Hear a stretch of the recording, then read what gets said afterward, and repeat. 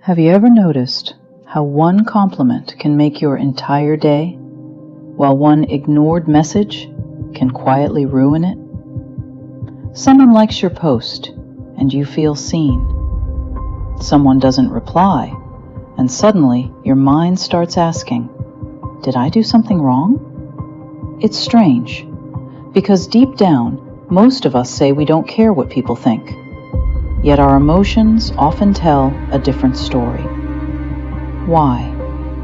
Because your brain wasn't designed to simply survive. It was designed to belong. And belonging has always depended on something surprisingly fragile: validation. But here's the twist. The very thing that once helped humans survive may now be quietly changing who we become. Thousands of years ago, being accepted by your tribe wasn't about popularity. It was about survival.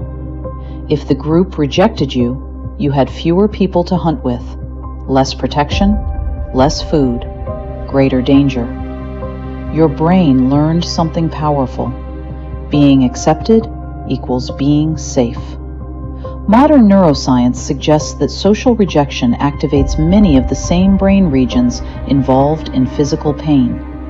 One famous experiment found that participants excluded from a simple online ball-tossing game reported genuine emotional pain, and brain scans showed activity in areas linked to distress. Think about that. Your brain reacts to exclusion as though something physically important has happened. Now fast forward to today. You aren't trying to survive wild animals. You're trying to survive notifications, followers, performance reviews, family expectations, friend groups, online opinions. The danger has changed, but your brain hasn't. Every notification carries a tiny question: am I still accepted? And every moment of silence can feel louder than it really is. Psychologists describe something called social comparison theory. It suggests that when we don't know how well we're doing, we naturally compare ourselves with other people. It sounds harmless until you realize you're no longer living your own life. You're measuring it. Someone buys a house, you suddenly feel behind. Someone gets married, your timeline now feels wrong. Someone starts a business, your career suddenly feels smaller. Nothing in your life actually changed. Only the comparison did. Yet your emotions changed immediately. Now imagine doing this hundreds of times every day. That is essentially what social media makes possible. Researchers have repeatedly found that platforms encouraging public metrics, likes, comments, shares, can amplify comparison and increase our sensitivity to social approval. Your brain starts chasing tiny rewards: a few likes, a new follower, a compliment.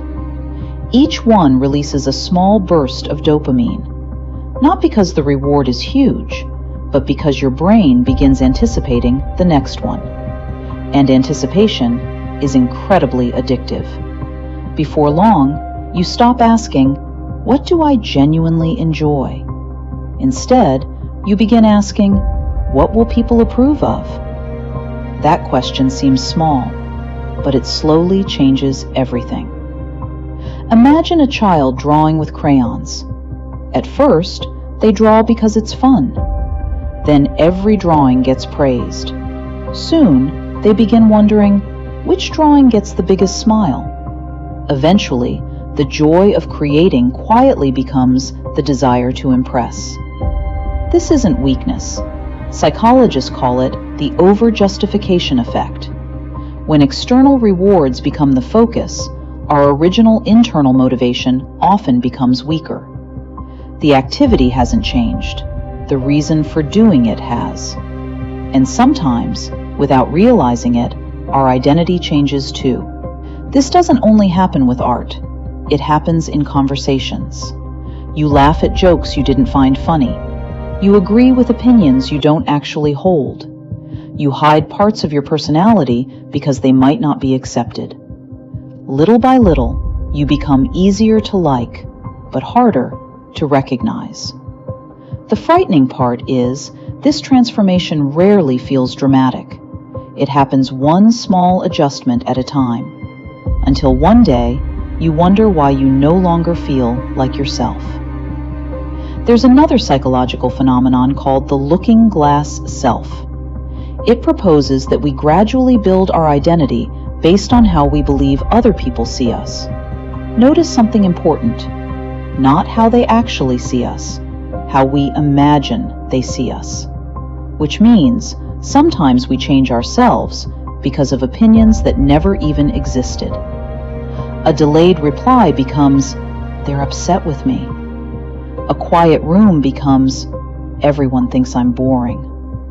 A stranger's expression becomes, "I must have done something wrong." Your mind fills in the blanks, and you begin living according to stories instead of reality. But here's something remarkable.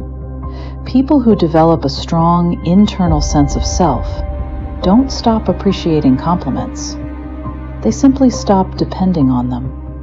There's a difference. Validation feels wonderful. Dependence feels exhausting.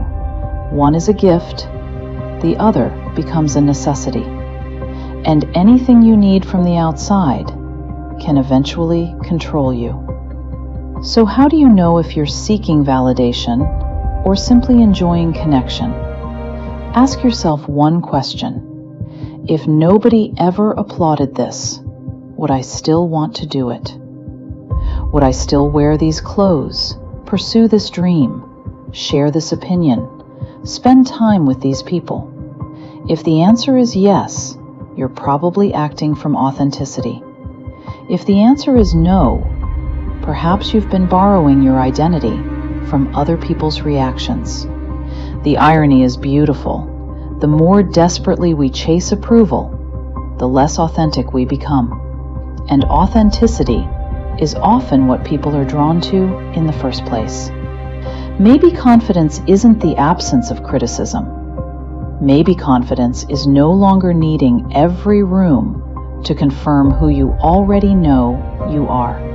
Because the strongest identity isn't built by collecting applause.